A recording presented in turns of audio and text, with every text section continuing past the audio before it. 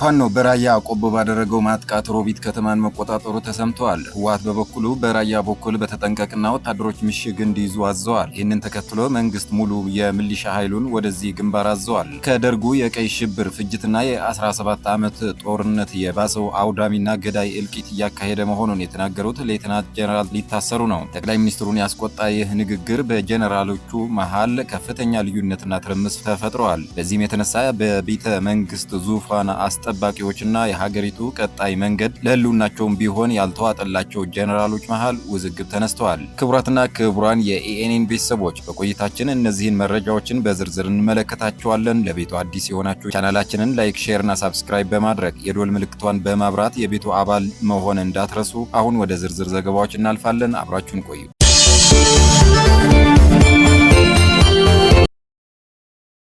አሁንም በስልጣን ጥመኛ አክራሪ ናሽናሊስቶች ምክንያት ውስጣችን እየታመስን ነው። እኛ መዋጋት እናውቃለን። ጦርነት ምን እንደሆነ ማሳየት ይኖርብናል። አንሸነፍም። ሌላ 1 ሚሊዮን ወጣት ማሰማራት ይቻላል የሚሉት አሳሳቢ ንግግሮች ይሰማሉ። ሰሞነኛ የፖለቲካው መድረክ መነጋገሪያ አለምሸት ደግፌ ናቸው። እሳቸው የተናገሩት ነገር አብይ አህመድ የማይደግፉት መሆኑ ተገልጿል። የኦህዴድ ብልጽግና ዘመን ከደርጉ የቀይ ሽብር ፍጅትና የ17 ዓመት ጦርነት የባሰ አውዳሚና ገዳይ እልቂት እያካሄደ መሆኑን የተናገሩት አለምሸት ጉዳዩን ያቀረቡበት መንገድ በብልጽግና ሰፈር ውስጥ ከፍተኛ መናወጥ መፍጠሩን እየተሰማ ነው። ጠቅላይ ሚኒስትሩ በእንጀራ የመጣ እያሉ ይመስል የምን ምቀኝነት ነው ብለው የተቆረጡ ያህል የብልጽግና ቤተ መንግስት በስጭት ላይ መክረሙ ታውቋል። ወትሮም ቢሆን ከብርሃኑ ጁላ ጋር የማይዋደዱት አለምሸት ደግፌ ፊልድ ማርሻሉ የሚመሩትን ሰራዊት የጦርነት ህይወትን ከዚያ ከቀይ ሽብር 60 ሚኒስትሮችን በመግደል ገበያ ሙሉ ህዝብ በአውሮፕላን በመደብደብ የ11 ቢሊዮን ዶላር ሀብት አውድሞ 17 መከላከያዎችን በመውጋት ከሚታወቀው የደርግ ዘመን ጋር በማነጻጸር የ5 ዓመቱ ከ17 ዓመቱ የባሰ ነው ብለዋል። ንግግራቸው ቁጣን ከቀሰቀሰ በኋላ እንዲህ ይሆናል ብዬ አላሰብኩም ነበር፣ በተሳሳተ መንገድ የተረጎመብኝና ያራገቡት ተቃዋሚዎች ናቸው የሚል ሙግት ይዘው ከጌቶች ፊት የቀረቡት አለምሸት ደግፌ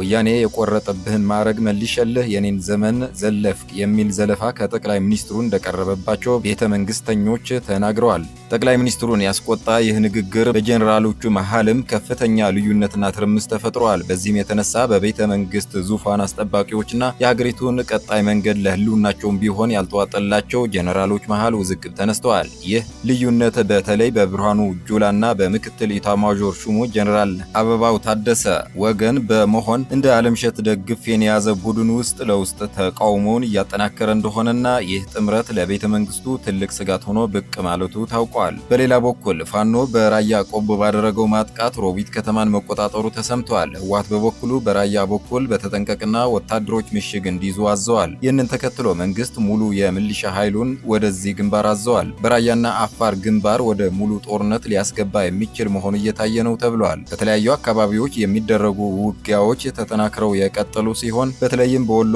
ቤተ አማራ እንዲሁም ራያና አካባቢ በከባድ መሳሪያዎች የታጀቡ ጦርነቶች ተጠናክረው ቀጥለዋል። እንደ አካባቢው ምንጮች ራያ ቆቦ፣ ሮቢት፣ ራያ አላማጣ፣ ራያ መኮኒ፣ ራያ ባላ፣ ራያ ዋጃና ዋጅራት በአጠቃላይ በዚህ አካባቢ ከፍተኛ ወታደራዊ ውጥረት መኖሩን ታውቋል። የኢትዮጵያ መከላከያ ሰራዊት የውስጥ ባንዳና የውጭ ታሪካዊ ጠላቶችን ከንቱ ህልም በማምከን የሀገርን ሉዓላዊነት በአስተማማኝነት እየጠበቀ መሆኑን የጦር ኃይሎች ጠቅላይ ኤታማዦር ሹም ፊልድ ማርሻል ብርሃኑ ጁላ ገልጸዋል። የተከበራችሁ የኢኤንኤን ቤተሰቦች ዜናዎቻችን እነዚህ ይመስሉ ነበር። ሌሎች ትኩስና ወቅታዊ ዝርዝር ትንታኔ ዜናዎች ቶሎ እንዲደርሷችሁ ቻናላችንን ላይክ፣ ሼር እና ሳብስክራይብ በማድረግ እንዲሁም የደወል ምልክቷን በማብራት አብራችሁን ሁኑ። መልካም ጊዜ